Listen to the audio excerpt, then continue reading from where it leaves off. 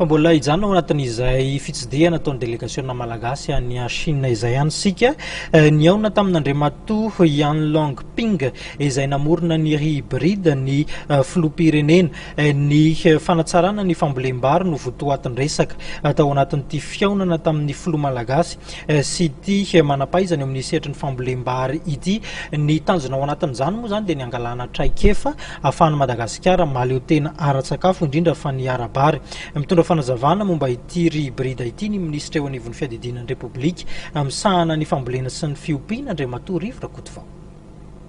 Ny tena ezaka atao miaraka amin'ny resahana fiompiana teo zany dia ny resaka masom-boly. Iahoana ny masom-boly fa rehefa avy eo iny tohizantsika fotsiny zany le itinéraire technique an'ilay SCAP zay ny fanantiana lehibe ary ny zana rehefa nekeny zareo zany ny ataoko hoe ny fanamorana zay masom-boly zay fa raha manana fanamorana zay tsika ny azahoan'ny tatsalo mandray an'ilay izy lafo be mantsy le izy teo zay foana idirako baritra amin'izareo